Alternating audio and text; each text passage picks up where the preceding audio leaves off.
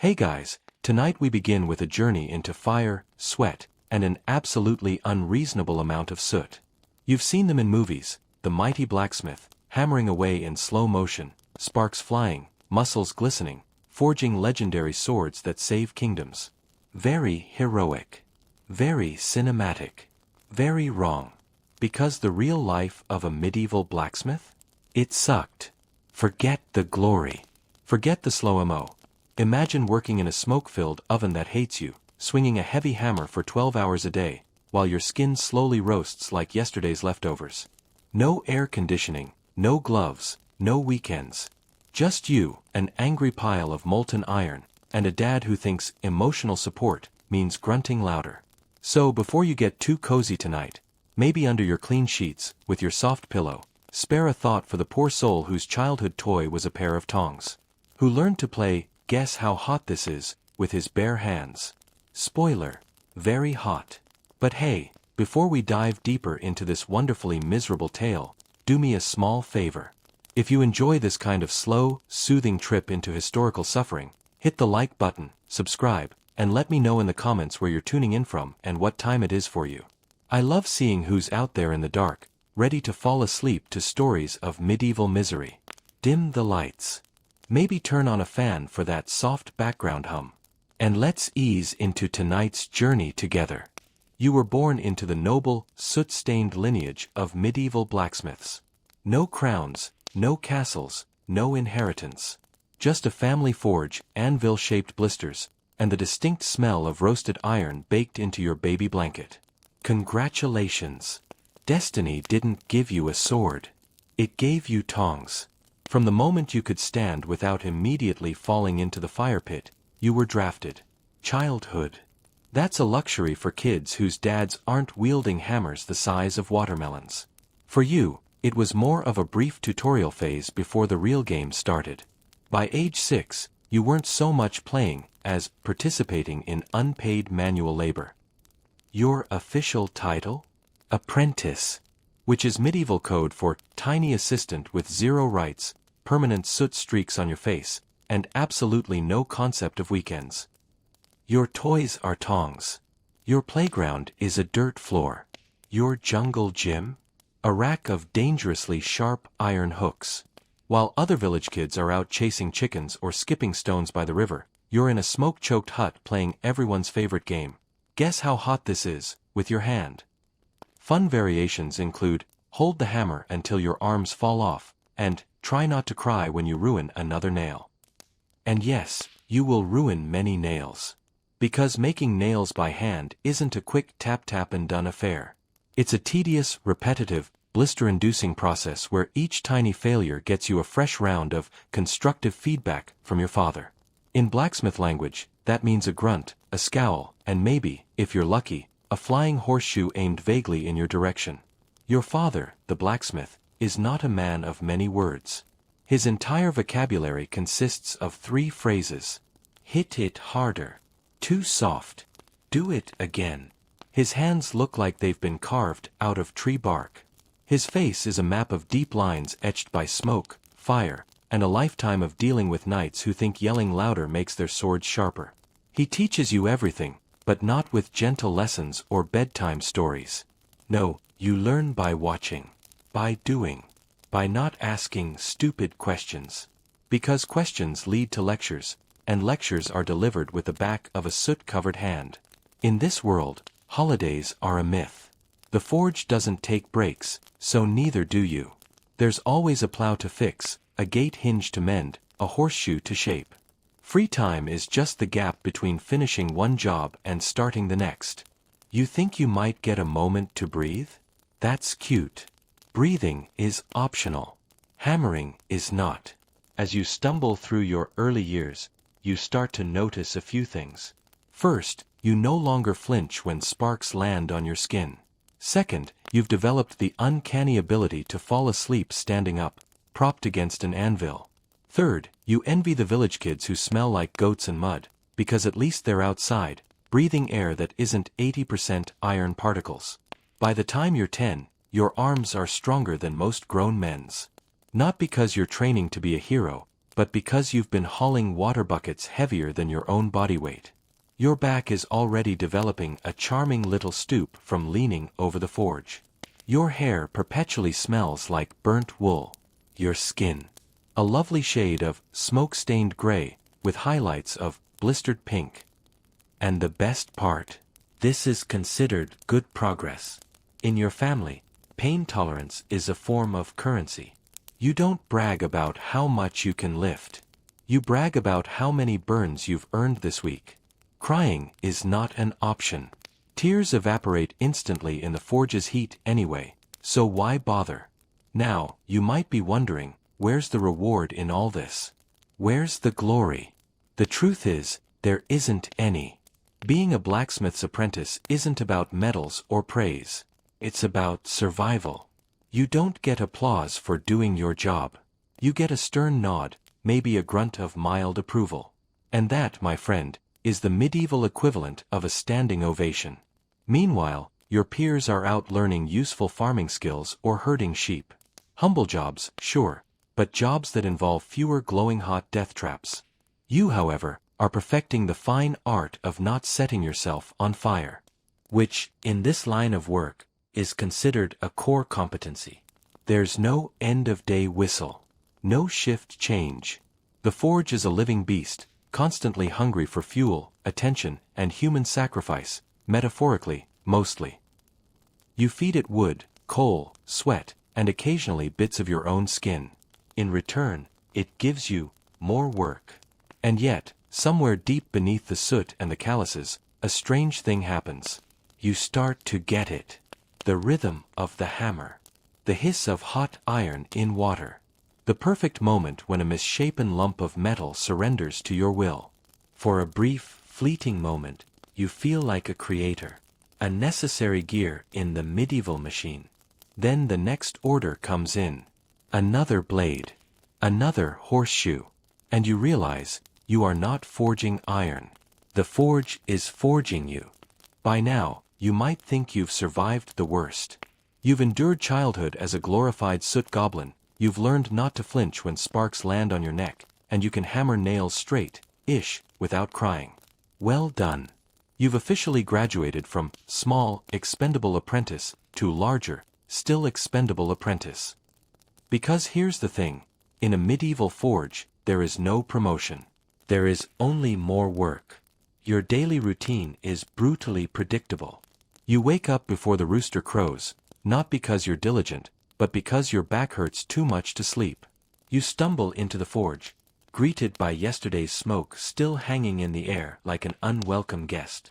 Your first task? Stoke the fire. Always the fire. It's never satisfied, always hungry, always sulking when ignored.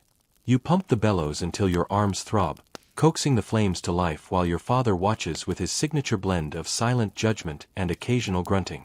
Next, you sweep the floor. Not because anyone cares about cleanliness, but because stray iron shards have a nasty habit of lodging themselves in your feet. And you've learned the hard way that medieval footwear offers roughly the same protection as soggy cardboard. Once the forge is roaring, the real fun begins. You fetch iron bars, heavy and unwieldy, lugging them to the anvil while pretending your spine isn't plotting revenge. You heat the metal until it glows an angry orange, then brace yourself for the endless rhythm of the hammer. Swing, clang, swing, clang. Every strike reverberates through your bones. Every missed hit earns a glare from your father sharp enough to cut steel. Your hands. They're a disaster. Calloused, blistered, and stained with a permanent layer of grime that no amount of scrubbing can remove. You could soak them in a river for a week and they'd still look like you strangled a bonfire. Cuts and burns are so common they're barely worth mentioning. You don't say, "I burned my hand." You say, "That spot's still tender from last time." And then there's the tongs. Oh, the tongs. In theory, they're designed to help you grip hot metal safely. In practice, they're sadistic little traps that pinch your fingers at the worst possible moments. Your relationship with them is complex, equal parts necessity, frustration, and quiet seething hatred. Your father, ever the motivational speaker, offers pearls of wisdom like, "Grip it like you mean it. The iron's not going to bend itself. Stop whimpering. It's just skin. By midday, the forge is a sauna of suffering. The heat is oppressive, wrapping around you like a wet wool blanket dipped in misery. Sweat pours down your face, mixing with soot to create a delightful sludge that clings to your skin. You wipe your brow with your sleeve, which only smears the grime further. Congratulations, you now look like a human chimney. Lunch, if it exists, is a quick affair. A chunk of bread so stale it could double as a weapon, maybe a sliver of salted meat if you're lucky. You eat standing up, one eye on the fire, the other on the door, because someone always shows up mid-bite with a small repair job that somehow requires your immediate attention. Afternoons are more of the same. Hammering, shaping, swearing, fixing tools, forging horseshoes, patching up plows. Occasionally, a knight will swagger in, demanding a new sword with all the urgency of a man who's never actually swung one. You listen patiently as he describes his grand vision, make it gleam, make it deadly, while internally wondering how many brain cells he's sacrificed jousting at windmills. But you don't say that aloud. You nod, you measure, you get back to work. Because that sword? That's coin. And coin keeps the forge burning. Evening brings no relief. The heat lingers, the work persists.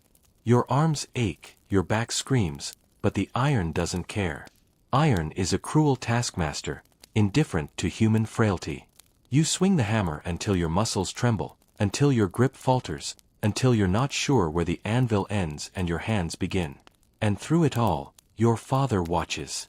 Not with pity, not with pride, but with the stoic expectation that this is simply how life is.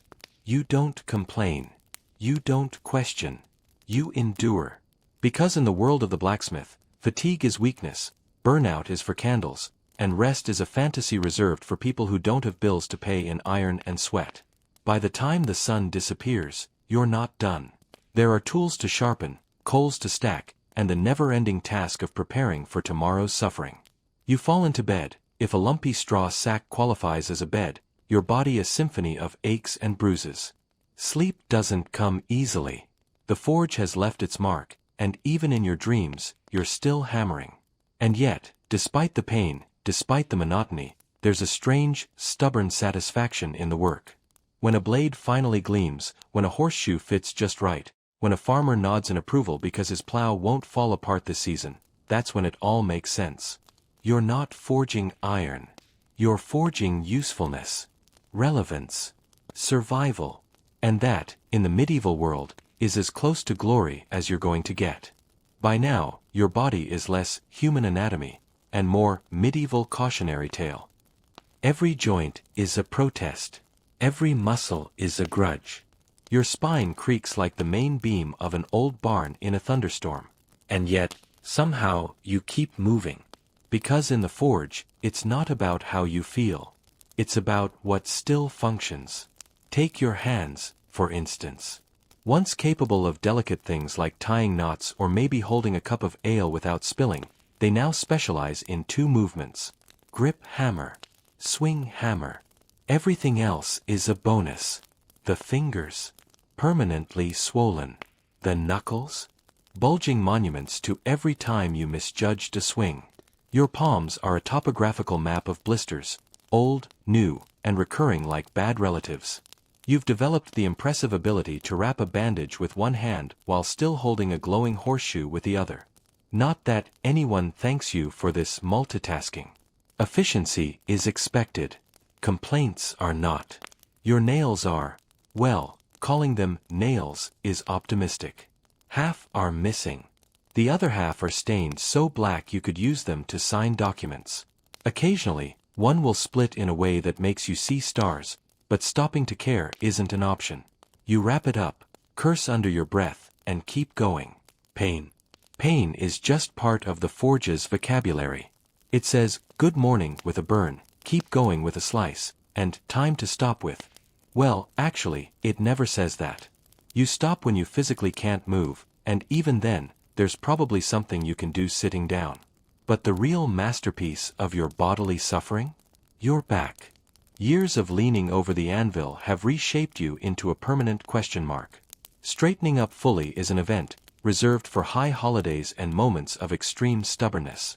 Most of the time, you shuffle around with a stoop that makes you indistinguishable from the town's oldest goat herder.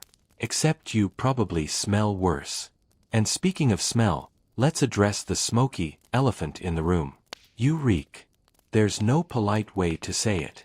You could bathe in rosewater, scrub with sand, and roll in fresh hay, and none of it would matter. The forge has claimed your scent. You carry the aroma of scorched iron, sweat-soaked leather, and that distinct, lingering tang of hope you weren't planning on sitting next to anyone at the tavern. People notice. They part ways when you enter. The innkeeper instinctively seats you near the window. Children stare. Dogs bark. Even cats, creatures that routinely lick their own butts, give you a wide berth. But you don't take offense. In fact, it's a badge of honor.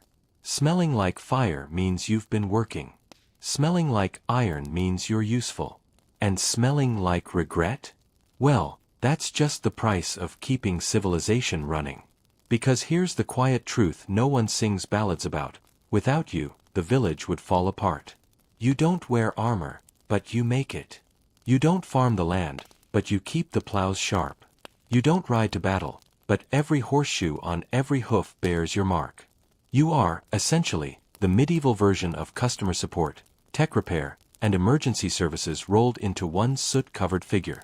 And people treat you accordingly. Could you just take a look at this? While you're here, mind fixing this too? My gate's stuck. Should be a quick job, right? They come with their problems. Always.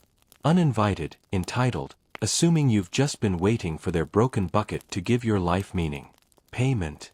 Inconsistent. Sometimes coin. Often in favors that mysteriously evaporate by the next market day. Once, a man tried to pay you with a chicken. A dead one. Not even fresh. But you fix their tools. You mend their gates. You repair their wheels. Not because you're a saint. Because this is survival. You hammer, therefore you eat. There's no applause. No thank you feast. At best, you get a nod. At worst, a complaint that you charged too much for, physically bending metal with your bare hands. But you don't do it for praise. You do it because someone has to. And in this village, you're that someone. Yet, the hardest truth creeps in slowly, like the smoke curling around your forge. Peace is bad for business. When war rages, your work doubles. Swords break. Armor dents. Horseshoes wear down under panicked cavalry charges. You're flooded with orders. Exhausted, yes. But fed. Paid. Needed. But in peace, things get quiet. Too quiet. The forge cools. The coins stop clinking. The villagers don't need new swords. They need plow repairs and hinges and other small jobs that barely keep your family fed. Suddenly, you're not a vital cog in the war machine. You're the guy who fixes door latches. 4 onions. Maybe a loaf of bread if they're feeling generous. You'd never say it aloud, but sometimes you catch yourself thinking, a small skirmish wouldn't hurt. Nothing serious. Just enough to keep the orders flowing. Because, like it or not, your livelihood is tied to conflict. No war, no work. No work, no food. And so you endure. You haggle for fair prices, knowing full well the villagers think of you as the hammer guy, who should be grateful for stale bread. You swallow your pride, patch their gates, sharpen their tools, and hope the next noble gets bored enough to pick a fight with someone. It's not glamorous. It's not noble. But it's life. And strangely, despite the burns, the blisters, the relentless grind, you find yourself loving it. The rhythm. The creation. The quiet satisfaction of turning raw, stubborn metal into something useful. Because even if no bard will ever sing of you, the village runs because of you. You'd think a blacksmith's work would come with a natural finish line. Sharpen the sword, fix the plow, hammer out a perfect set of nails. Task done, applause optional. But that's not how this story goes. In the life of a medieval blacksmith, the work is never done. Not today, not tomorrow, not in your wildest dreams. You fix one thing. 3 more break. Patch a gate hinge? The wheel falls off a cart. Finish a batch of nails? The farmer shows up needing 10 more, but longer this time, and of course, he can't pay until harvest. It's a cycle as relentless as the seasons. You rise before the sun, squinting into the smoke-stained air, and you don't stop until your arms forget what it means to feel rested. And even then, you don't truly stop. Because the forge never sleeps. And neither do you, not really. The sound of hammer on anvil echoes in your skull long after you've hung up your apron. You lie in your straw-stuffed excuse for a bed, eyes wide open, ears ringing. You think of the gate latch you forgot to file smooth, the horseshoe you promised would be ready by dawn, the debts you owe the baker because bread, apparently, costs more than your self-respect. Even in your dreams, you're still at the forge. Swinging. Shaping. Endlessly stuck in a medieval version of Groundhog Day, except instead of a sarcastic weatherman, you're a soot-covered man slowly becoming one with his anvil. And here's a secret no one tells you when you first pick up the hammer. Even quick jobs are never quick. A villager walks in, holding what used to be a rake but now resembles an abstract sculpture of disappointment. It just needs a little fixing, they say, blissfully unaware that a little fixing translates to 2 hours of reshaping, reheating, hammering, and smiling politely while they ask every 5 minutes, "Is it ready yet?" Spoiler, it's never ready yet. You might get a moment to sit, maybe drink something that isn't lukewarm and smoky, but rest is always temporary. Because the forge demands attention constantly. The fire won't stoke itself. The tools rust if ignored. The anvil shifts in the summer heat. The bellows crack in the winter cold. Everything is either falling apart or threatening to. Even holidays don't stop the work. Sunday is, in theory, a day of rest. A chance to breathe, reflect, maybe wash the upper half of your body if the weather's nice. But then someone's ox cart loses a wheel on the way to market, and suddenly you're back in your apron, half awake, hoping the priest doesn't walk by while you're hammering on the Lord's Day. Because emergencies don't respect holy calendars. Neither do blacksmiths. You don't keep a to-do list. That would imply there's an end. There isn't. Your work is a living, breathing entity that regenerates faster than you can hammer it into submission. You don't work toward completion. You work toward the temporary illusion of being caught up. But here's the most baffling part. You kind of love it. Not the burns. Not the blisters. Definitely not the charming lung damage. But the craft. The rhythm. The small victories. The quiet satisfaction when a misshapen piece of iron finally bends the right way. When a blade gleams just so. When a customer leaves with a functional tool, even if they forget to say thank you. Because in those moments, you're not just a man covered in soot. You're a creator. A necessary cog in a medieval machine that doesn't run without you. Still, every now and then, you ask yourself, is there ever a point where this gets easier? The answer, whispered by the forge, is a resounding no.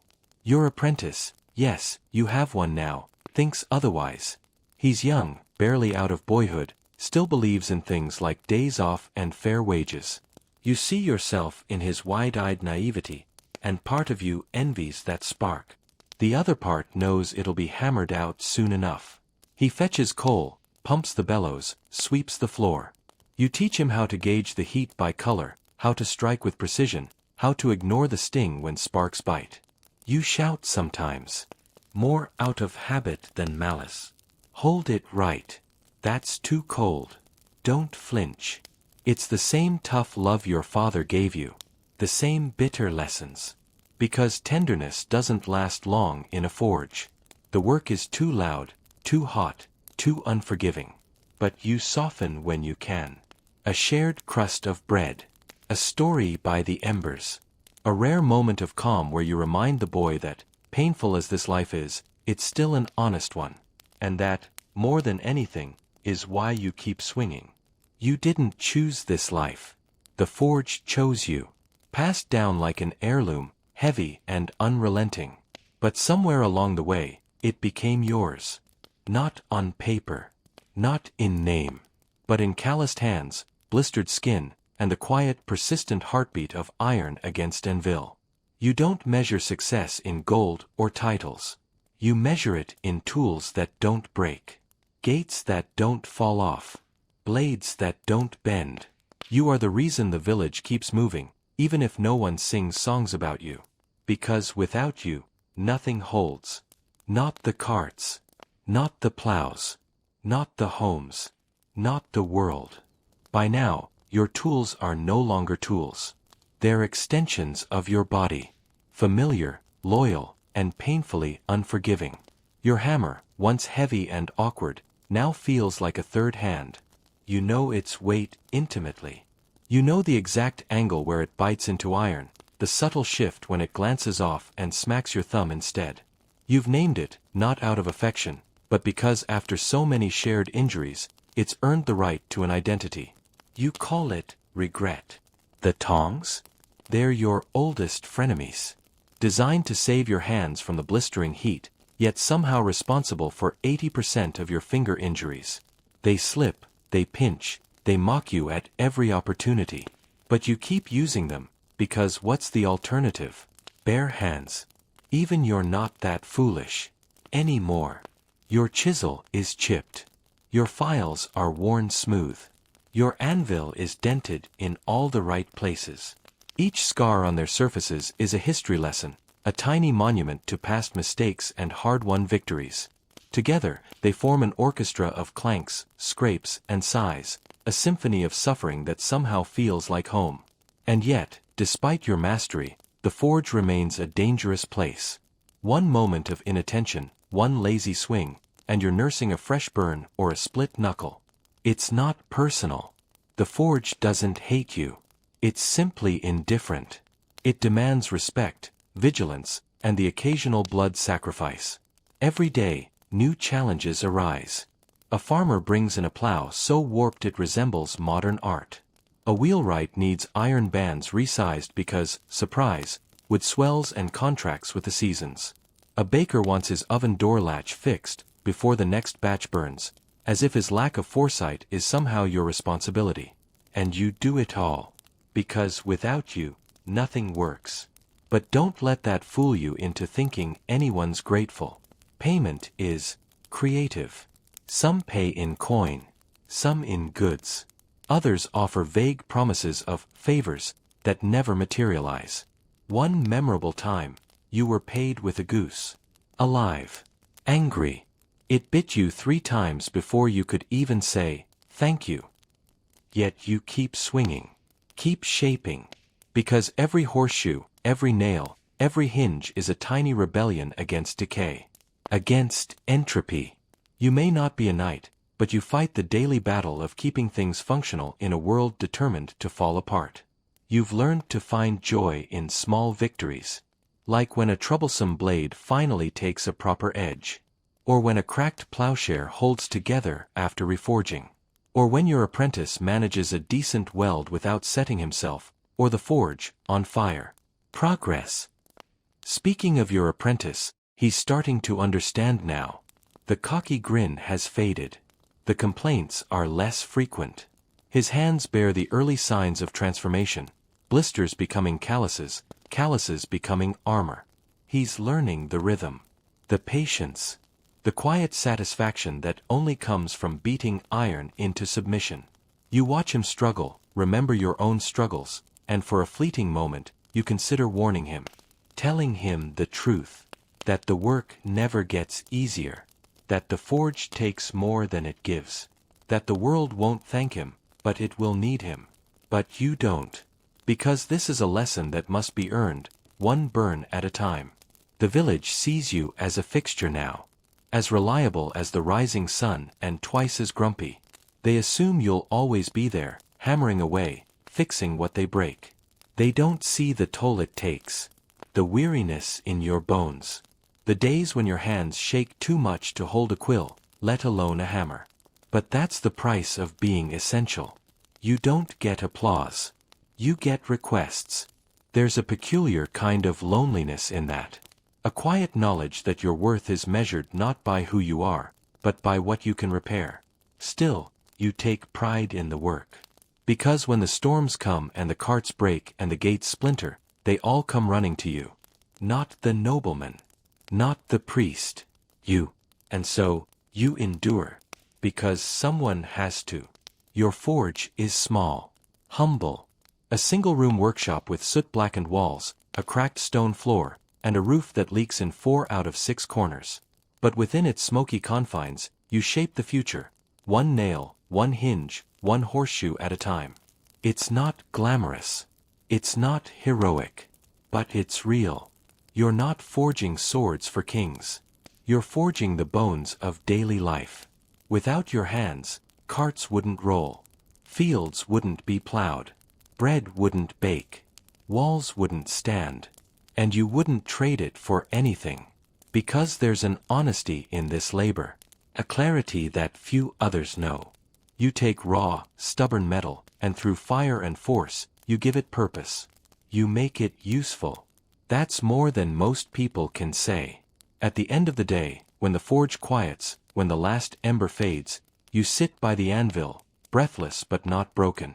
Your body aches. Your hands throb. But the world outside still holds together because of what you did. No songs will be sung about you. No statues will bear your likeness. But the village stands. And that is enough.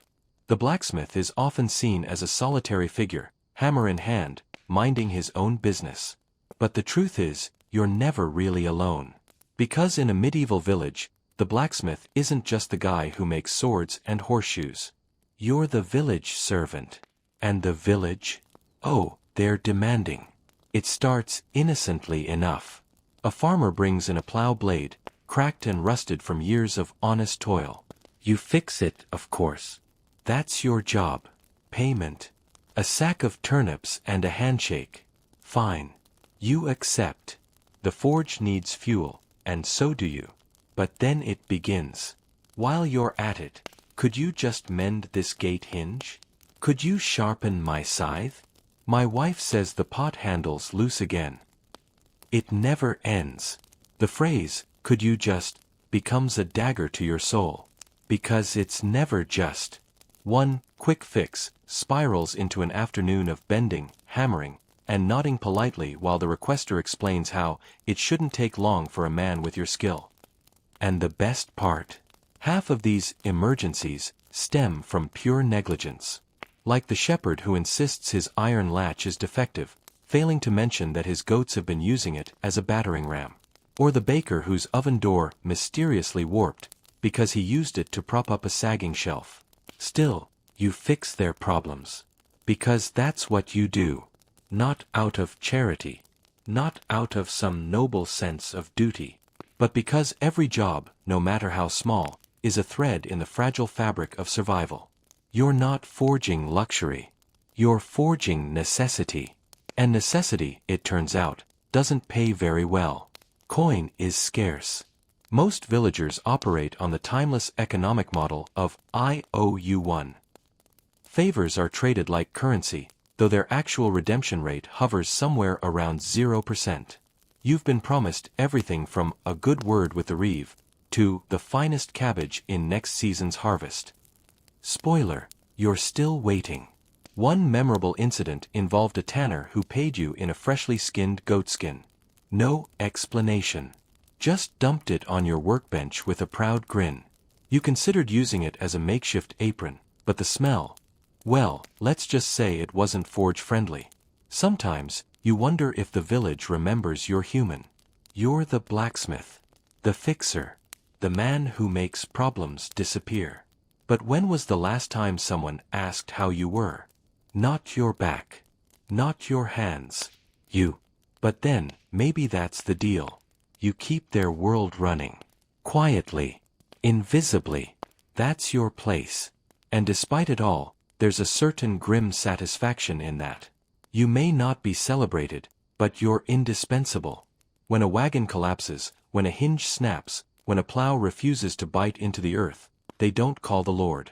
They don't call the priest. They call you. Because when things break, they remember the blacksmith. And the blacksmith remembers everything. You remember the farmers who haggle over every nail, yet expect miracles. You remember the merchants who vanish when it's time to settle their tab. You remember the children who watch you work, wide-eyed, before they're old enough to understand the weight of the hammer. But you also remember the rare, quiet moments of gratitude. The old widow who brings you bread without asking for repairs. The farmer's son who shyly offers a carved wooden token as thanks. The apprentice who stays late, unasked, to help clean the forge. Small gestures. Easy to miss. But in a life of endless labor, they shine. And so, you keep at it. Each morning, you rise with the village. Each evening, you fall with the embers of the forge. Your hands ache. Your back protests. Your lungs are a smoky mess. But you endure. Because in the grand scheme of things, you are the hinge upon which the village swings. Unseen, uncelebrated, unyielding. And there's a strange kind of pride in that. You've learned that blacksmithing isn't about glory. It's about persistence. About showing up, day after day, swinging that hammer against the relentless tide of entropy. You mend what's broken. You shape what's raw. You hold the world together, one heated lump of iron at a time. No bard will sing your praises. No scroll will bear your name. But the gate will swing true. The plow will carve the earth. The wheel will roll. And that is enough. In most professions, peace is a blessing. For the blacksmith, it's an economic disaster. When war rages, business booms. Swords break. Armor dents. Horseshoes wear thin under the weight of knights charging into glory, or more often, into mud. Every battle fought is another week of work for you. Another order. Another chance to keep the forge alive. But when peace settles over the land, that's when things get dangerous. Not for the knights. Not for the lords. For you. Without conflict, swords gather dust. Shields stay unbattered. The only things needing repair are everyday tools, and villagers are masters of procrastination. A bent plow blade can wait. A broken hinge gets propped up with a rock. Why pay the blacksmith when it still sort of works? You can feel the shift as clearly as the seasons. The forge cools. The orders slow. The once steady rhythm of hammer on anvil becomes sporadic, hesitant, like a heartbeat skipping for lack of purpose. The village doesn't notice. Their carts still roll. Their gates still creak.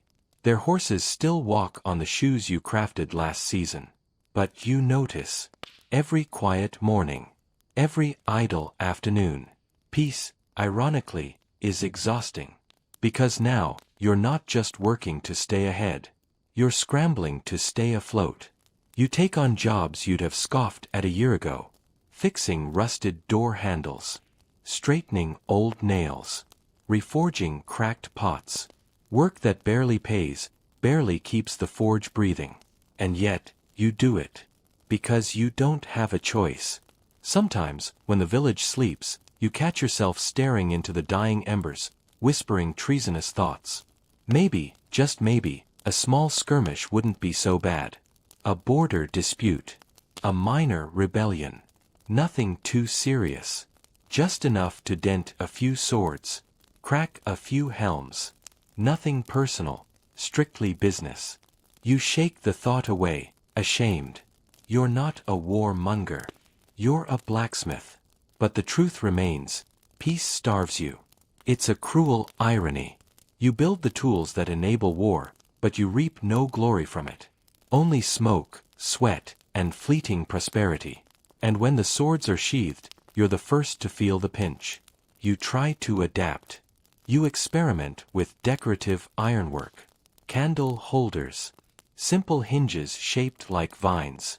The ladies of the village admire them. Very pretty, they say. But admiration doesn't keep the fire stoked. Compliments don't buy coal. The blacksmith's worth, it seems, is measured in utility, not artistry. Meanwhile, the village continues. Oblivious. Farmers grumble about taxes. Bakers fret over yeast. The priest drones on about virtue.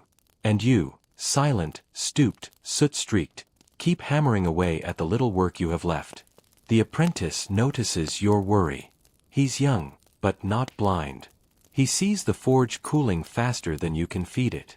He asks, hesitantly, if perhaps you should raise your prices. You laugh. A short, bitter sound. Raise prices? In a village where people try to barter bread for iron? You'd sooner get paid in promises and pats on the back. So, you teach him a more valuable lesson. When work is scarce, skill must stretch further. You show him how to mend what others would discard. How to make a single nail last through 2 repairs. How to spot a crack before it becomes a break. Efficiency becomes your art. Frugality, your craft. Because in peace, survival depends not on how much you make, but how little you waste. Still, you long for the forge's full roar. For the days when knights queued outside, boasting of battles yet to be fought. For the rhythmic clamor of productivity. Now, the only sound filling the silence is your own breath, steady but heavy, like bellows at half strength. You remember the old saying, idle hands are the devil's workshop. But in your case, idle hands are simply unemployed. And yet, even in these lean times, you persist. Because the forge is more than income. It's identity. A blacksmith without iron is still a blacksmith. A forge without flame is still a forge. One morning, a young farmer appears, clutching a scythe so battered it resembles a relic from a forgotten age. He expects you to say it's beyond repair, to sell him a new one. But you don't. Instead, you set to work. Slowly, meticulously. You straighten the blade, reinforce the spine, resharpen the edge. By the time you're done, the scythe gleams, not new, but renewed. Stronger in its imperfection. The farmer is speechless. He stammers out thanks. He pays, properly, in coin. It's not much, but it's honest. And for a moment, you remember why you do this. Not for glory. Not for war. But for the quiet satisfaction of making broken things whole again. Peace may not bring prosperity, but it brings opportunity. A chance to refine. To perfect. To remember that blacksmithing isn't just about forging weapons. It's about forging resilience. And so, you endure. Because in a world of fragile things, someone has to be the one who holds it together. Even in peace. Especially in peace. You've accepted it by now. The job never ends. You can hammer every horseshoe in the county, sharpen every blade from here to the castle, mend every gate hinge twice over, and somehow, by sunset, there will still be a new task waiting. Always. It's not personal. It's just how things are. Iron rusts. Wood warps. Carts break. People forget how physics works and ride a heavily laden wagon over the same rutted road until, crack, there it is, your next urgent job. You've come to realize that blacksmithing is less about building and more about maintenance. An eternal war against wear and tear. You don't finish work. You simply postpone its inevitable return. And in those rare fleeting moments when you think you're caught up, when the forge is quiet, the anvil cool, and no one's knocking at your door, you don't relax. You wait. Because you know. Something's about to break. A wheel. A plowshare. Someone's poorly designed idea of a lock. And when it does, they'll come running. Not with coin, of course, but with urgency, apologies, and creative bartering.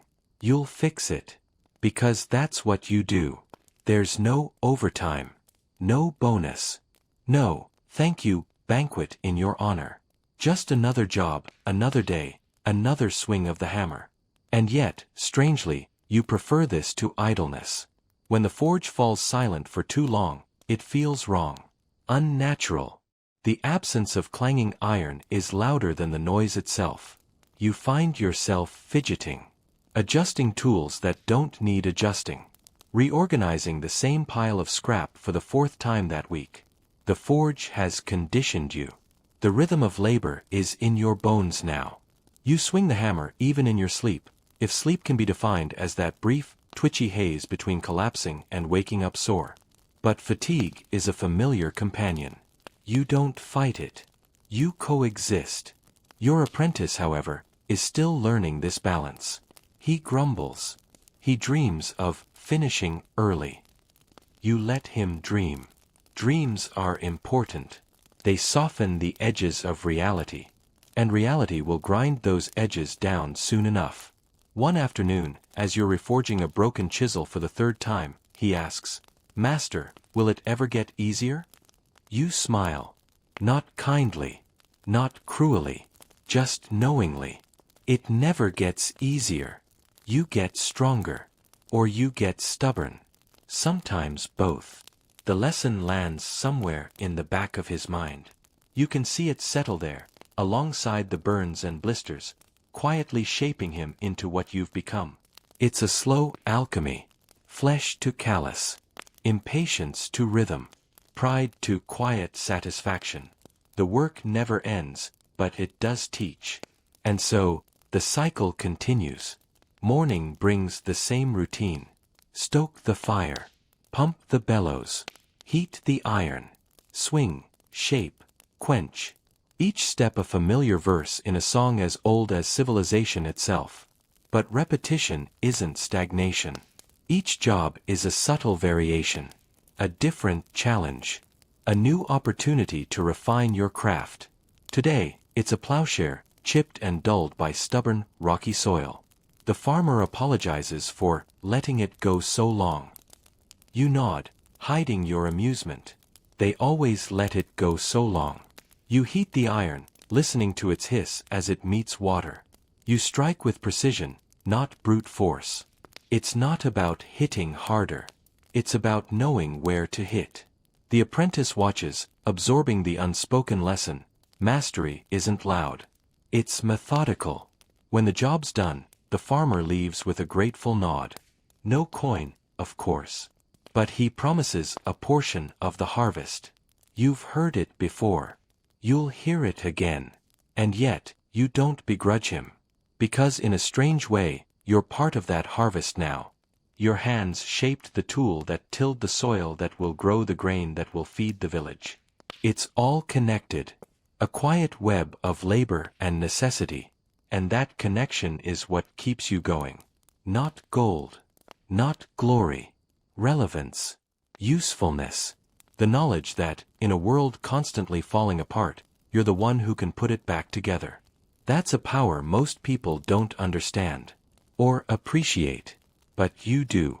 And so, when the sun dips low and the forge glows faintly in the twilight, you keep working.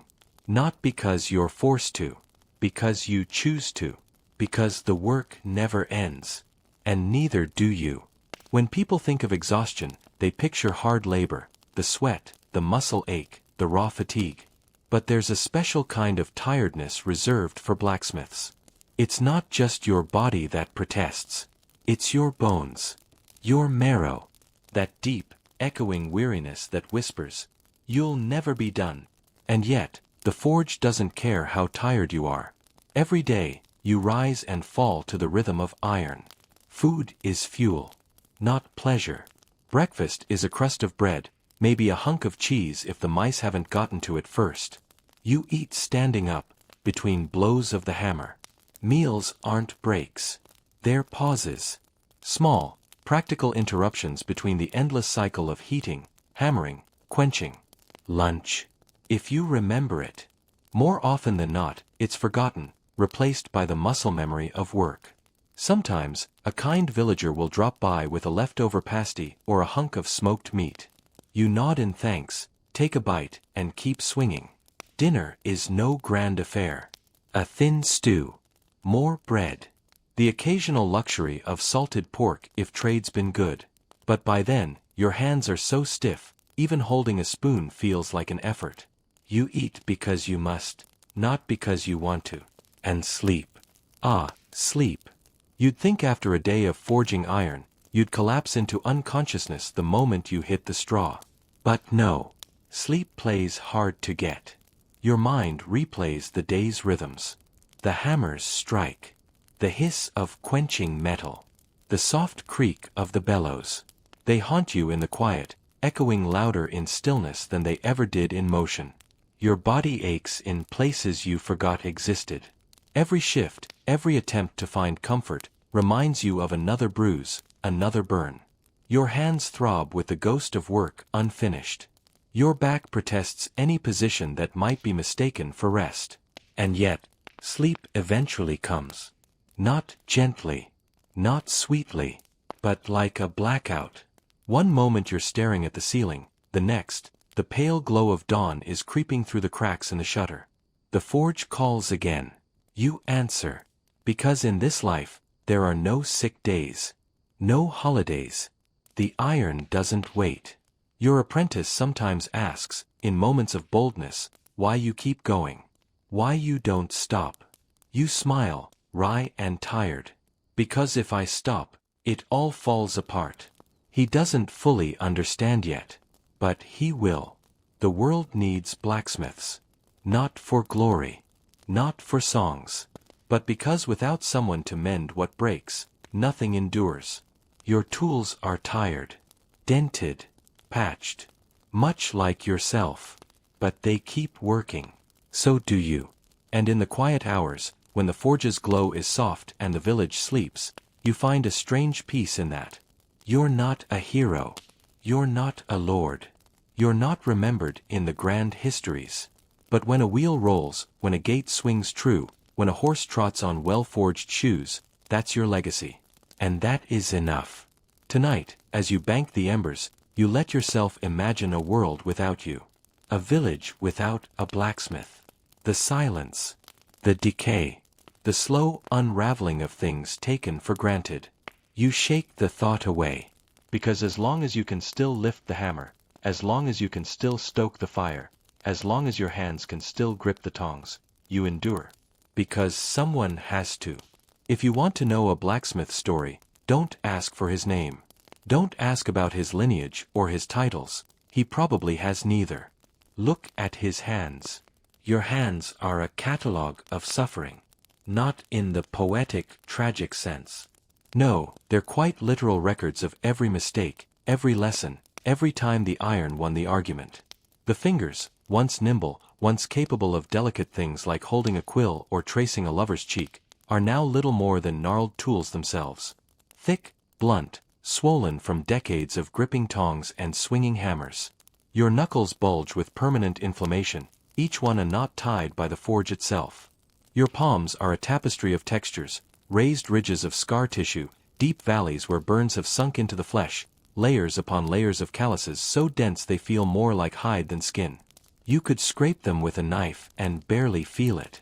The nails? A memory. Those that remain are thick, warped, blackened, not with dirt, but stained from years of iron dust settling into the very grain of your body. They no longer grow clean. They no longer grow straight. They simply persist, much like their owner. But it's not the wounds that tell the real story. It's the shape of your grip. The unconscious curl of your fingers, always half-formed as if ready to clasp an invisible hammer. The way your thumbs rest against your palms, slightly tucked, guarding the tender spots you've learned, through painful trial and error, are most vulnerable to errant strikes. People look at knights' hands and see glory. They look at lords' hands and see luxury. They look at your hands and see work. And yet, these hands hold the village together. Every door that swings open. Every wagon wheel that turns. Every blade that cuts cleanly through stubborn earth owes its function to these battered instruments of iron will. You don't boast. You don't need to. Your hands speak louder than any bard. When people think of blacksmiths, they think of swords. Glamorous, gleaming blades forged in fire, destined for heroic deeds. But for you, swords are rare commissions, occasional luxuries in a life defined by the mundane. You're more familiar with nails. Thousands of them. Each one hammered by hand. Each one requiring patience, precision, and the quiet acceptance that no one will ever marvel at a nail. No one sings songs about the hinge that doesn't squeak, the latch that holds firm, the horseshoe that never slips. But without these small things, the grand things fall apart. And so, you hammer. Day after day. Nail after nail. Because in the end, civilization doesn't rest on the edge of a sword. It rests on the head of a nail. You remember when you first learned this. When your father handed you a misshapen lump of iron and told you to make it useful. Not beautiful. Not perfect. Useful. It took you a long time to understand the wisdom in that. Perfection is for nobles. Usefulness is for survivors. And you, like the iron you shape, have survived. It's not without cost. Your back aches from decades of bending over the anvil. Your shoulders carry the weight of 1,000 hammer swings. Your knees crackle with every step, a symphony of tiny protests. Cold mornings are the worst. You move like the very iron you shape, stiff, reluctant, requiring heat to become pliable again. But you endure. Because the work endures. In quiet moments, you sometimes wonder how many lives you've touched. Not directly, not in grand gestures, but in small, invisible ways. The farmer whose plow you reforged, who now feeds the village. The mason whose chisels you sharpened, whose stone walls protect the town. The midwife whose iron tools you repaired, whose hands have delivered generations. You are the silent thread weaving through every life, every home, every field. Not the hero of the story, but the reason the story can be told. Your apprentice has started to notice. He watches your hands with a kind of reverence now. He's learning that blacksmithing isn't just about strength. It's about patience. About listening. To the iron, to the fire, to the subtle feedback of metal resisting or yielding. He's learning that every scar has a lesson. That every callus is a badge. One evening, as the forge's glow softens to embers, he asks, "Master, do you ever regret it? This life." You pause. Not because you don't know the answer, but because you want him to hear it properly. Regret. No. Tired of it. Every day. But without this, you gesture to the forge, to your hands, to the quiet village beyond. Without this, what would I be? He nods. Not fully understanding. But he will. Because one day, his hands will look like yours. And he'll know. In the twilight of your years, you've come to terms with a simple truth. Blacksmithing is not a legacy of fame. It's a legacy of function.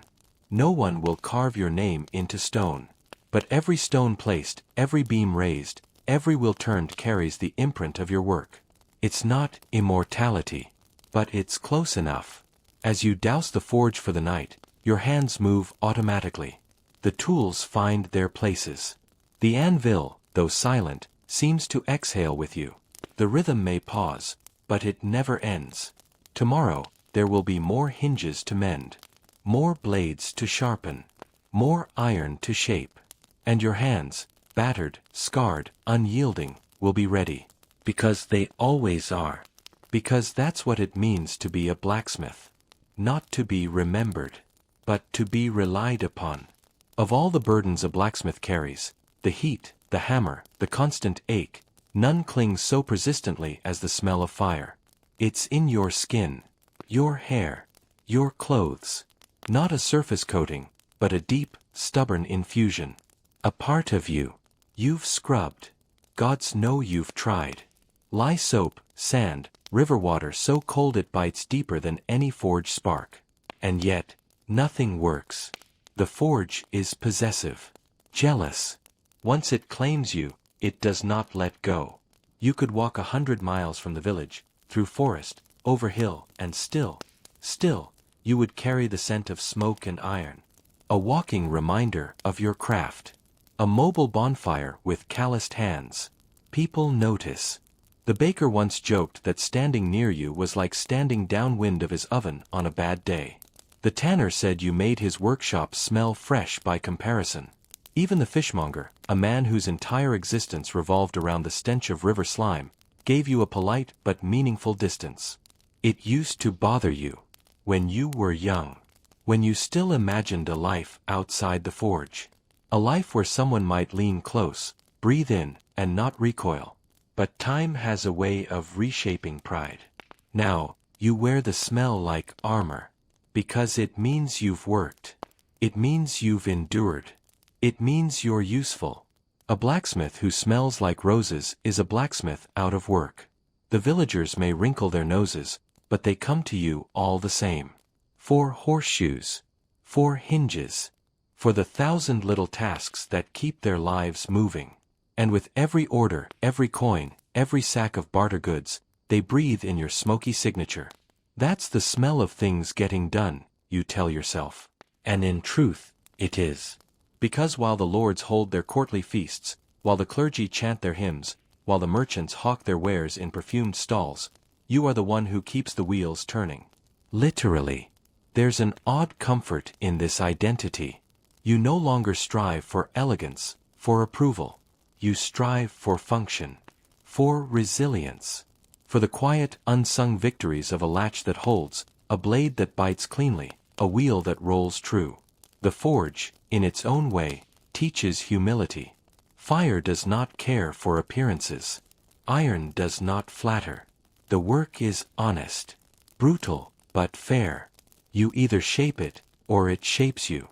Most days, it's a bit of both. Your apprentice is learning this lesson now. He still winces at the smell, still scrubs his arms raw, trying to banish the scent of soot and sweat. You watch him struggle, knowing it's a battle he'll lose. Not today, not tomorrow, but soon. Give it time, you tell him, not unkindly. One day, you'll stop noticing, and that's when you'll know the forge has claimed you. He looks at you with a mix of horror and reluctant acceptance. Good. Because the forge does not accept half measures. It demands everything. Your strength. Your patience. Your very skin. But in return, it gives you purpose. A purpose few understand, but one you've come to cherish. You think back to your own youth. To the first time your father entrusted you with a full commission. A simple gate latch. Nothing glamorous. Nothing worthy of song. But you remember the weight of responsibility. The nervous tension in your arms. The careful swing of the hammer. And when that latch held, when the farmer nodded his approval, it was as if the forge itself whispered, "You belong." That whisper has echoed ever since. Through every burn, every scar, every sleepless night. Because belonging is a rare and precious thing. Not everyone finds it. But you did. In fire. In iron. In sweat and soot and the quiet rhythm of creation. Now, as age creeps into your joints, as the apprentice takes on more of the daily toil, you find yourself thinking less of what you've built and more of what you'll leave behind. Not wealth. Not titles. But craft. The knowledge passed from hand to hand, unbroken, each generation adding its scars to the lineage. Your apprentice will carry it forward. One day, his hands will bear the same stories. His back will curve with the same weight. His clothes will cling with the same indelible scent of work. And he'll teach another. The cycle will continue. Because while kings rise and fall, while wars flare and fade, the forge endures. It doesn't demand monuments. It doesn't require remembrance. It simply asks, can you shape what is broken?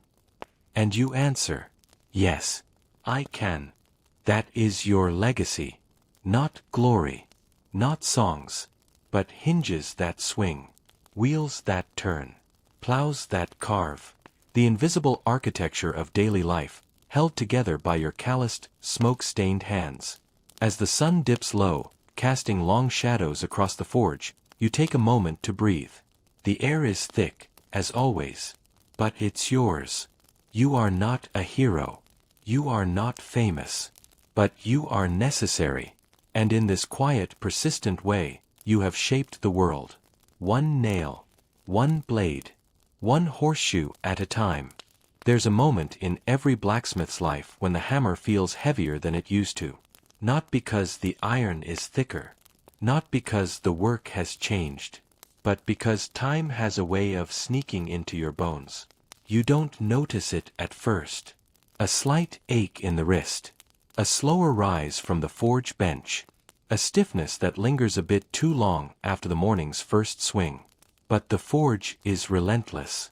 It doesn't allow you the luxury of reflection. Work needs doing. And so you do it. Until, one day, you realize you're not swinging quite as fast. Not striking quite as hard. The rhythm is still there, but it's different now. Less force. More precision. A quiet efficiency that comes not from strength, but from knowing exactly where to hit. Your apprentice notices. Of course he does. He steps in more often now. Hauls the heavier loads. Pumps the bellows with the eager energy of youth. You let him. Not out of laziness. Not yet.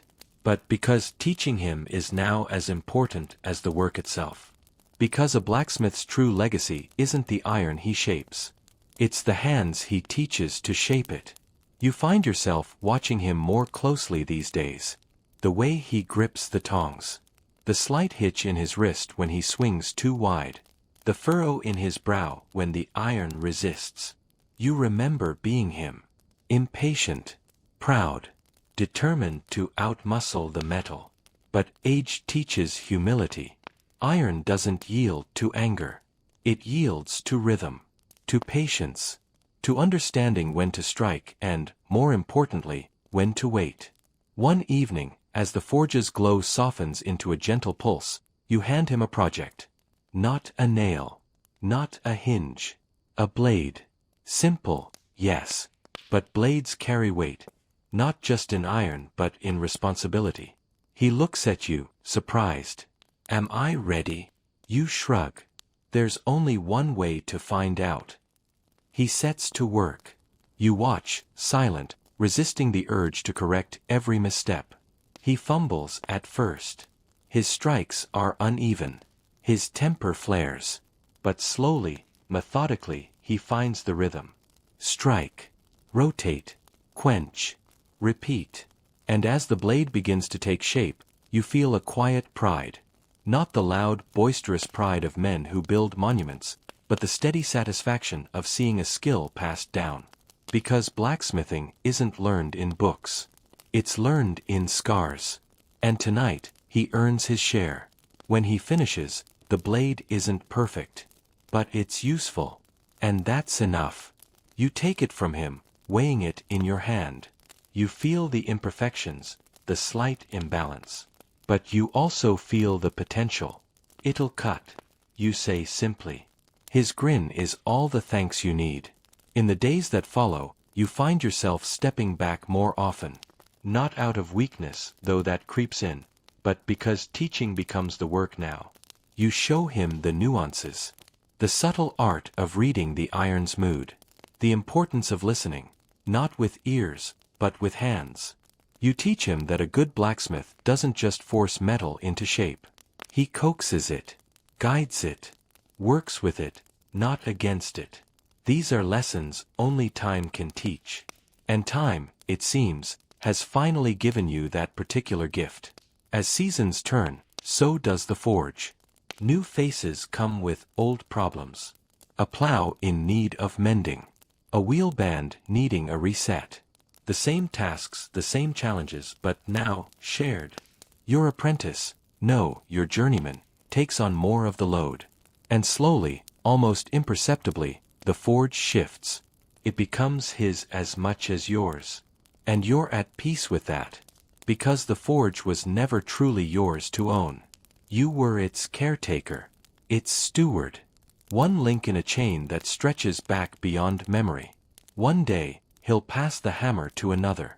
And the cycle will continue. Not because of glory. Not because of wealth.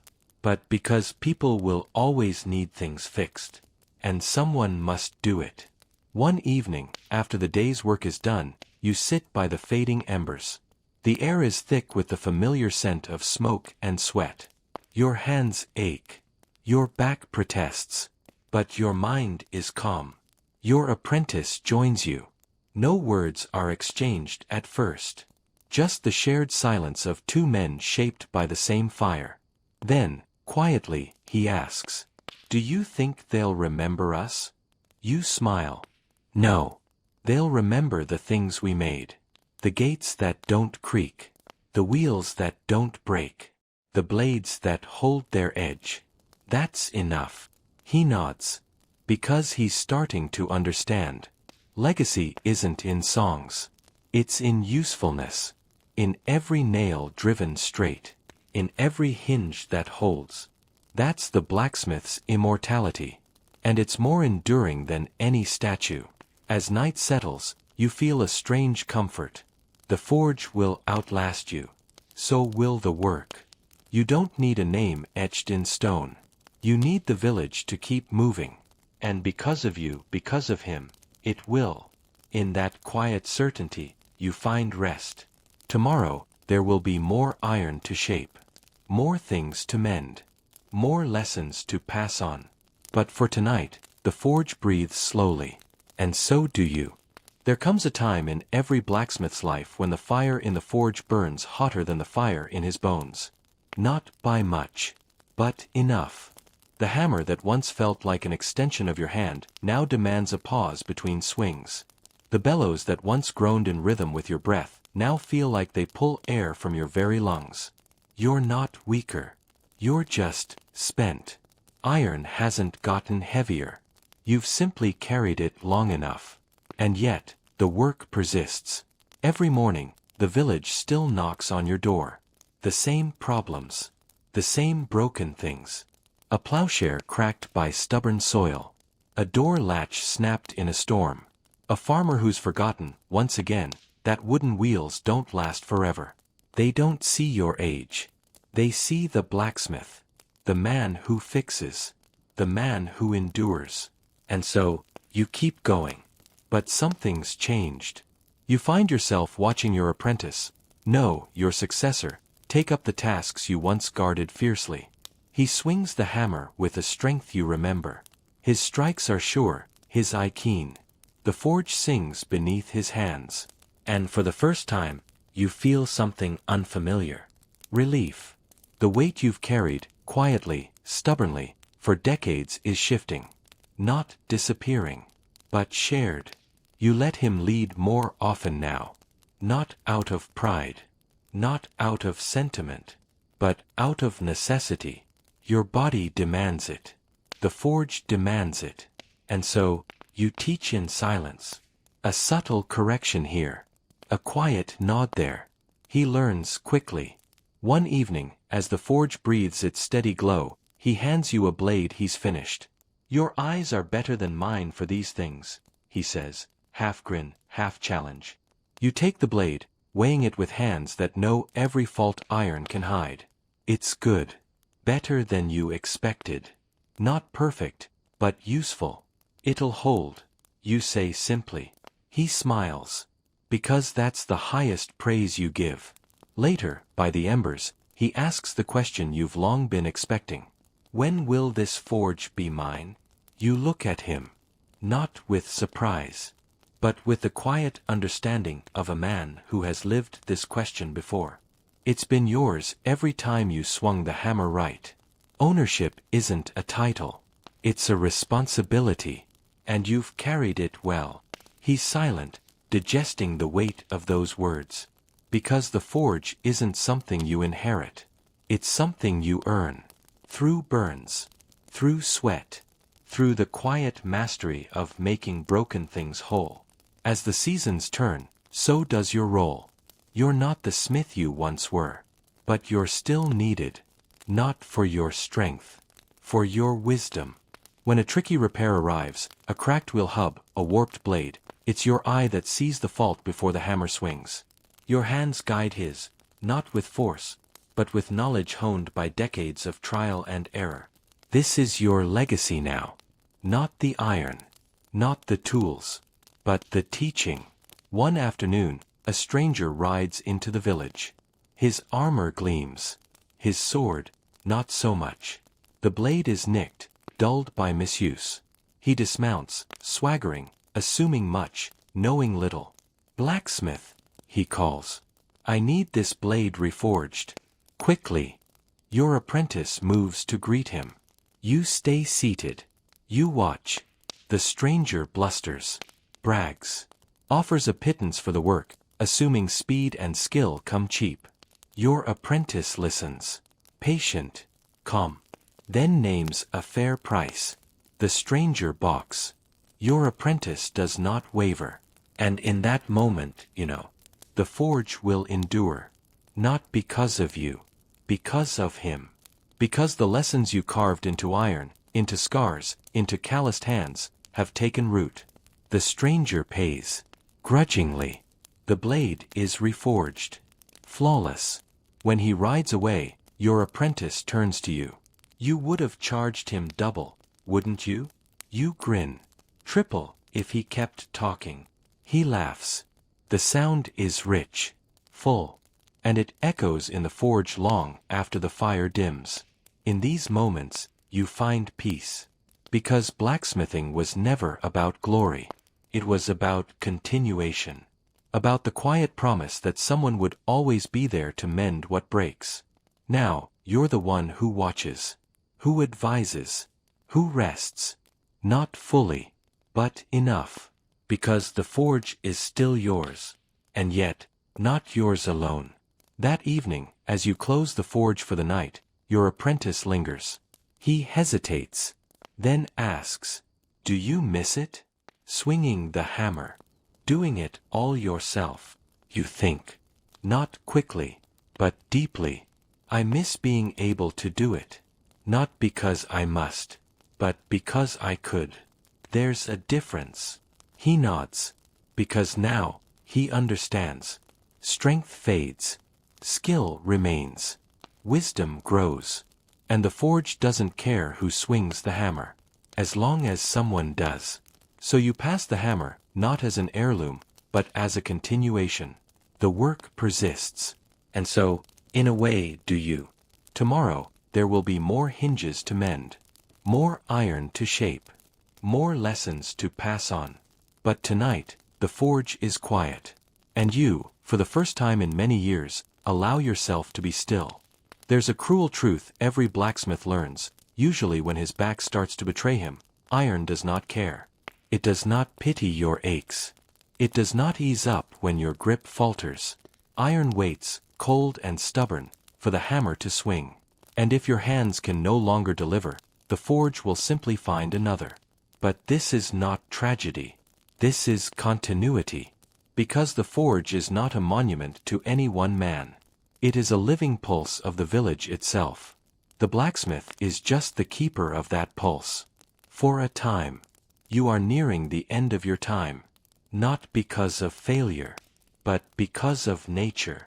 The hammer still rests comfortably in your hand, but you no longer swing it without thinking.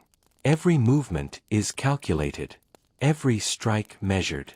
You conserve your strength. Not because of laziness, but because you now understand the value of economy. Work smarter, not harder, you tell your apprentice. He laughs. Youth always thinks it's invented wisdom. But you know better. You weren't always this patient.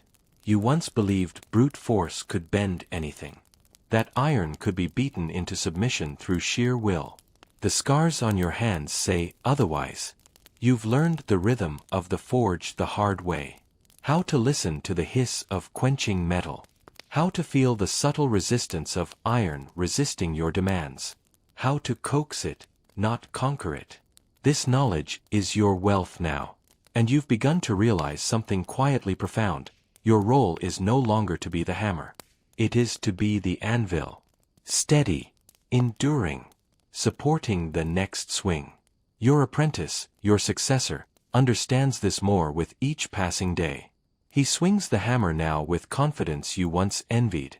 His strikes sing with the clarity of youth tempered by the lessons you've drilled into him. He doesn't notice the shift. Not yet.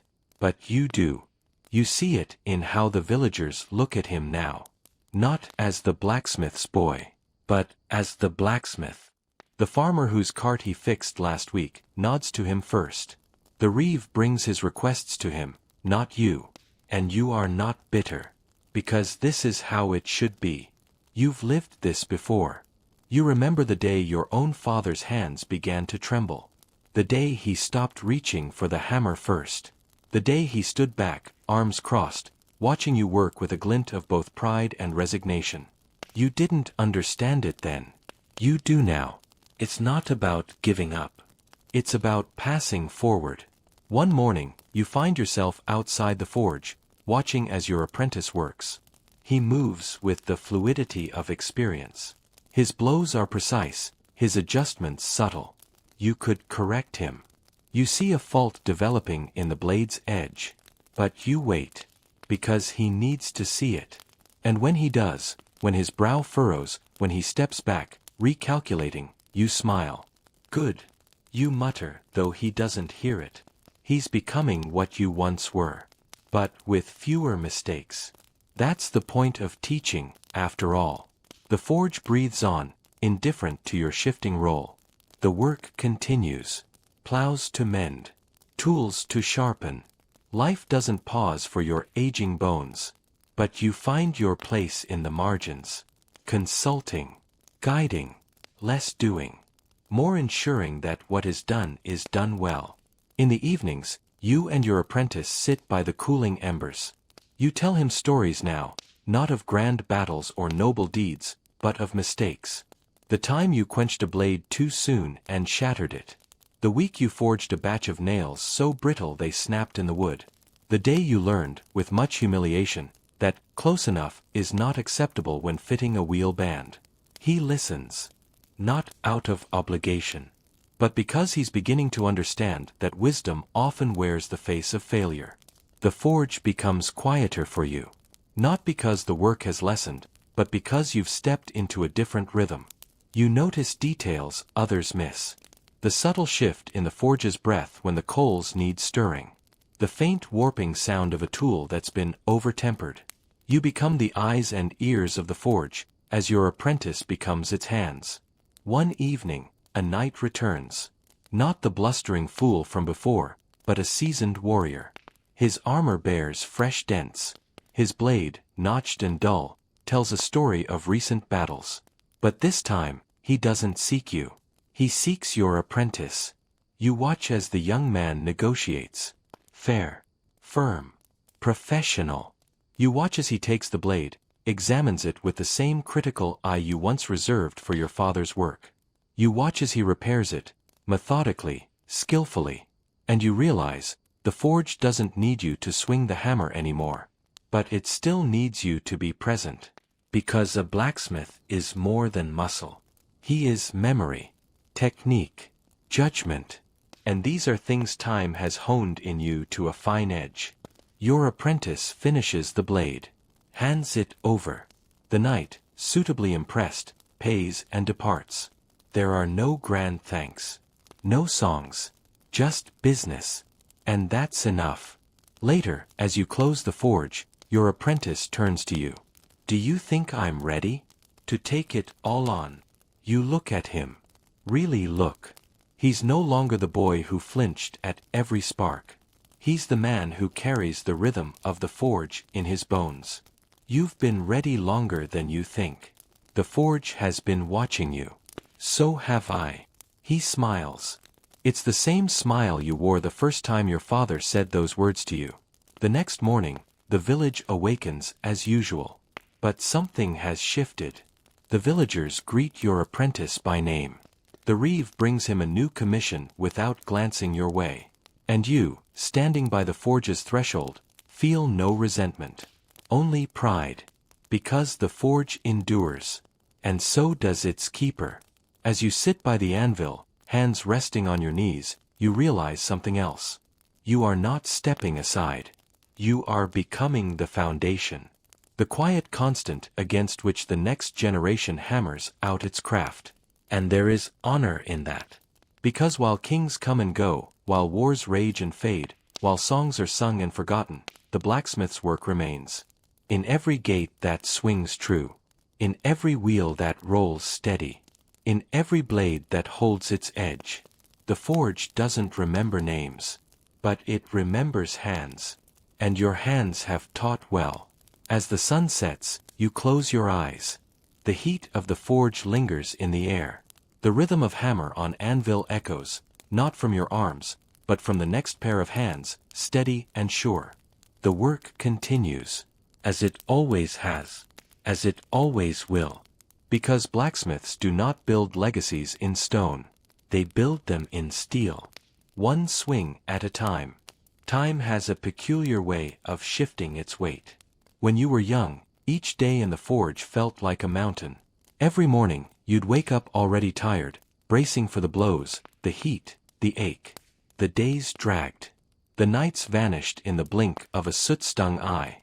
But now, with your apprentice, your successor, bearing most of the load, time feels different. The days no longer crush you. They pass around you, like water around a stone. You're still in the forge, still present. But now you are the stillness, the quiet center, the stone that remembers the river's flow. The villagers still come. Of course they do. Things still break. They always will. But they no longer look straight at you. Their eyes flicker to your apprentice first. They seek his judgment, his hands. And you, rather than feeling diminished, feel oddly light. This was always the goal. You built this. Not just the tools. Not just the blades and hinges. But the man now standing where you once stood. One morning, as you stir the coals, you realize something with a small, wry smile. You are no longer teaching him to be a blacksmith. You are teaching him to stop needing you. And that, perhaps, is the hardest lesson. The forge breathes its steady rhythm. The anvil sings with a voice that is slowly becoming his, not yours. But your role is not finished. Now, you teach nuance. The tiny, invisible tricks that separate good blacksmiths from craftsmen who leave their mark for generations. You show him how to read the iron, not just its glow, but the subtle sounds it makes when struck just wrong. You teach him the value of patience. How a rushed quench can undo hours of labor. How a moment of stillness can prevent days of repair. He learns. Slowly. Stubbornly. But well. In the quiet moments between commissions, he asks you things that go beyond the forge. Why does no one thank us? Not really. You chuckle. Because things that work are invisible. Only broken things get noticed. He frowns at that, but says nothing. It's a truth best learned through living. Another day, he asks. Do you ever wish you'd done something else? Something bigger. You look around the forge. At the tools hanging in their places. At the anvil worn smooth by your father's blows, then yours.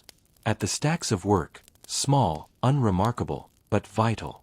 This is as big as it gets. Without this, nothing else works. He's quiet for a long time after that. Because blacksmithing is not grand. It's not heroic. But it's essential. And essential things rarely get the spotlight. You've made peace with that. Now, it's his turn. As seasons pass, your presence shifts further into the background. You find yourself sitting more often. Watching. Advising. Your hands still know the work, but your body prefers to supervise. The forge does not protest. It accepts this change as naturally as it accepted your father's withdrawal years ago. One afternoon, a wheelwright brings in a badly warped rim. The kind of job that would have once landed squarely on your shoulders. Now, your apprentice steps forward without hesitation. You say nothing. But you watch. He assesses the damage. Chooses the right tools.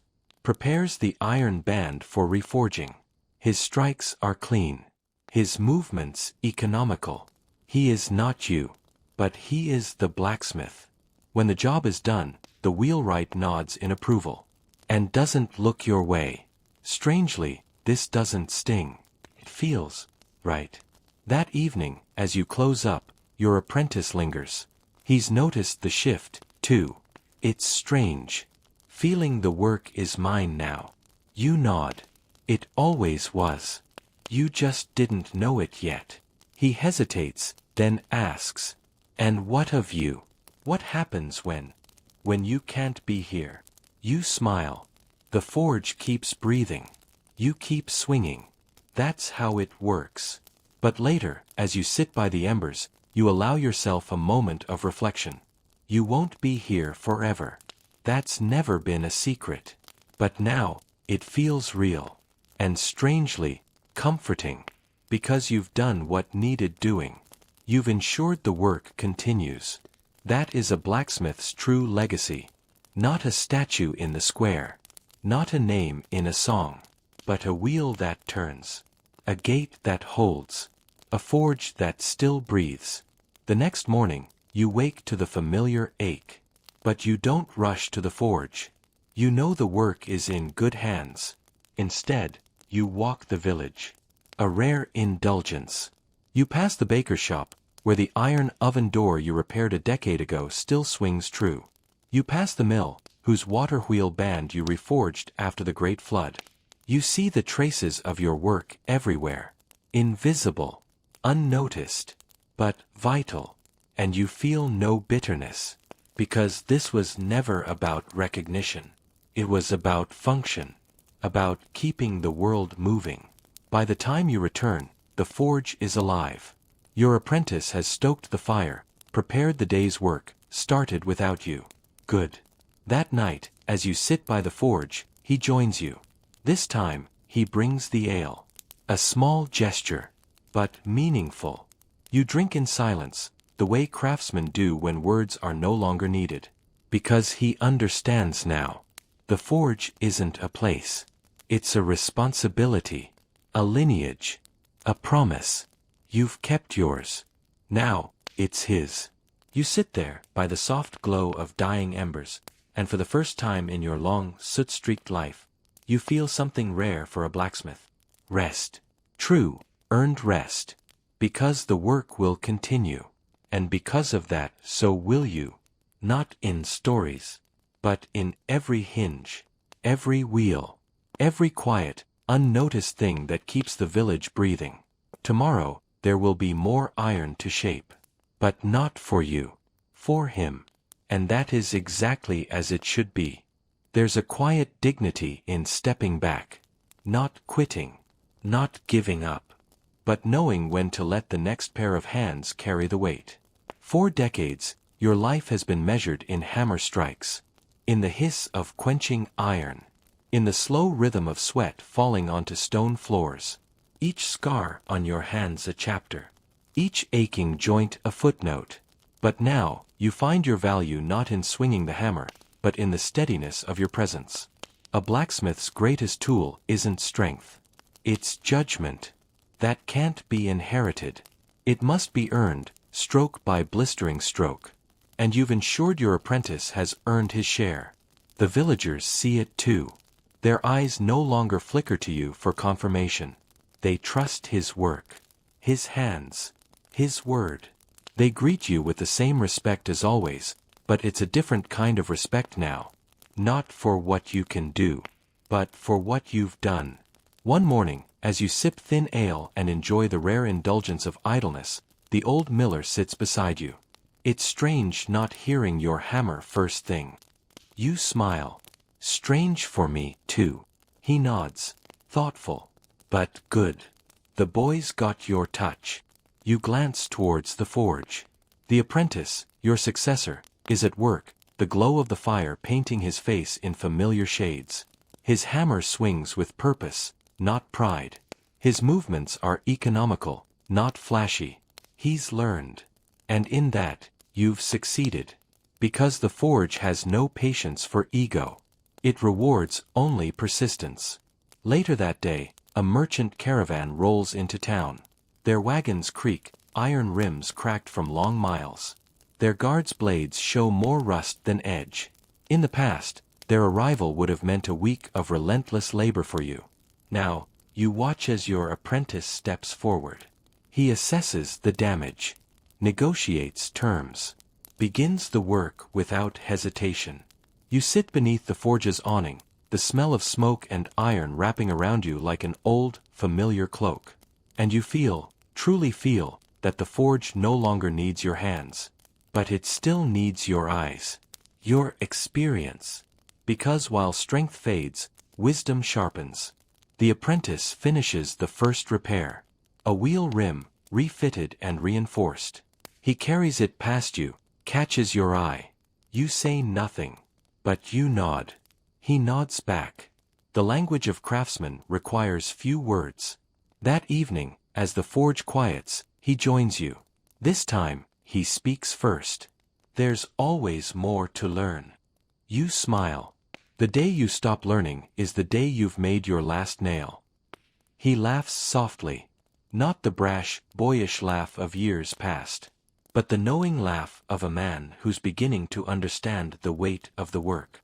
You talk for hours. Not of iron, but of legacy. Of the unseen scaffolding that holds a village together. Not the lords. Not the banners. But the hinges. The wheels. The plows. The blacksmith's invisible monuments. And he listens. Because he knows you're not speaking of history. You're speaking of what he is now. A few days later, a simple but important task arises. The great village gate, timbers weathered, iron bands rusted, needs reforging. A job you once would have undertaken yourself without question. But not this time. You'll lead this one, you tell him. He blinks, surprised. It's your gate. It was. Now it's ours. He understands. The work proceeds. Measured. Steady. Villagers pass by, some offering comments, others simply observing. But no one questions who's in charge. You watch from your seat. Each swing of his hammer echoes with more than force. It carries your lessons. Your father's lessons. The unbroken chain of those who came before. The gate is finished. It swings true. And for the first time in days, perhaps weeks, you walk up to it. Run your hand along the fresh iron bands. They're solid. Reliable. Useful. Good work, you say. He smiles. It's not the smile of a student seeking approval. It's the smile of a craftsman recognizing a job well done. The forge feels different now. Not diminished. Transformed. You are still its keeper. But the fire no longer answers solely to your hand. It has another master now. And that's exactly as it should be. That evening, as the village sleeps, you find yourself alone in the forge. The embers glow softly. The tools hang in their familiar places. You pick up your hammer. Not to work. Not to teach. But to feel. The weight is the same. But your need to wield it is not. You place it back, gently. And for the first time, you truly rest. Because the work will go on. Without you. Because of you. Tomorrow, there will be hinges to mend. Plows to sharpen. Wheels to set right. But not by your hand. Your work is done. But the blacksmith's work is never finished. And that is a legacy stronger than any blade. The forge has a way of remembering. Not names. Not faces. But hands. Hands that have swung hammers, pumped bellows, coaxed stubborn iron into something useful. It remembers through wear, the smoothness of a well-worn anvil, the faint depression in the floor where countless footsteps have traced the same path, day after day. You've become one of those memories now. You still come to the forge every morning. You still sit on your familiar stool by the window. You still breathe in the thick metallic air that no longer shocks your lungs. But you no longer pick up the hammer. Because your hands have already told their story. Now, you are the witness. You watch your apprentice, your successor, command the space you once filled. His movements are fluid, economical. His strikes are precise, not because you've taught him every detail, but because the forge has. The forge is a better teacher than any man. It teaches through pain, through patience, through persistence. It rewards those who listen, punishes those who rush. You merely guided him to its lessons. The villagers now bring him their broken things without hesitation. They trust him, as they once trusted you. And when they greet you now, there's a softness in their voices. Not pity, respect. For what you've built. One morning, as you sit watching the sunrise burn away the mist, your successor brings you a cup of broth. Not strong. Not fancy, but warm, familiar. Busy day ahead, he says. 2 wagon wheels and a plow blade to mend. You nod, not out of obligation, but with quiet pride, because the forge lives on, not just in iron, but in him, and through him, in all who follow. Later that day, as the rhythm of hammer on anvil fills the air, a child lingers by the forge entrance. Barely old enough to hold a bucket, let alone a hammer. But his eyes are wide, fascinated, mirroring your own from a lifetime ago. Your successor notices. He gestures for the boy to step closer, shows him how the bellows work, lets him try. The child laughs as the flames leap higher, and you smile, because in that moment, you see the future. The chain continues, not because of tradition, not because of duty, but because of need. People will always break things, and someone will always need to fix them. That is the blacksmith's true legacy. Invisible, indispensable. That evening, as the village settles into its nightly rhythm, your successor sits beside you. He says nothing at first, just sits, breathing the same forge-heavy air. Then, quietly, it feels different now, knowing it's mine. You nod. It was always yours. The forge chooses who swings the hammer. I was just the keeper before you. He looks at his hands. They bear the marks now, the scars, the stains, the stories. He understands, more than words can say. As the fire dies down, you stand. Slowly, carefully, but with purpose. You walk to the anvil. Place your hand upon its worn surface. Feel the generations of strikes vibrating beneath your palm. Take care of her, you say. She remembers everything. He nods, because he knows. The next morning, you don't rise with the sun. You let the forge awaken without you. Not out of laziness, but because you've earned the rest. The forge breathes. The hammer sings. The village stirs. And you, for the first time in a long while, simply are. No longer the blacksmith, but always of the forge. You take a walk through the village. Past the baker's oven, its iron door still swinging true. Past the mill, its water wheel turning with a band you forged decades ago. Past the fields, plows biting into earth with blades shaped by your hand. Your work surrounds you. Unseen, unnoticed, but there. A legacy not of grand monuments, but of hinges that don't creak, of wheels that don't break, of lives made easier because you did the work that needed doing. No glory, but infinite importance. By midday, you return to the forge, not to work, but to witness. Your successor is at the anvil, guiding another apprentice now. The child from yesterday, eager, clumsy, perfect. You watch as the lessons pass down, as your successor's hands shape not just iron, but knowledge. And you know, the forge will outlast you, but a part of you will outlast in it. In every swing, in every hiss of quenching steam, in every quietly mended thing. That evening, as the embers glow low, your successor sits beside you. You both know this is your last day as keeper. But you also know, nothing truly ends. I don't think I'll ever be as good as you, he says. You smile. You'll be better. That's the point. He says nothing more. Neither do you. Because the work speaks louder than words. As night falls, you stand once more. Walk to the forge's threshold. Take one last look at the tools, the anvil, the fire, the heartbeat of your life. And you let it go, not with sadness, but with satisfaction. Because you've done what blacksmiths are meant to do. You've kept the world together. Quietly, steadily, one hinge, one wheel, one swing at a time.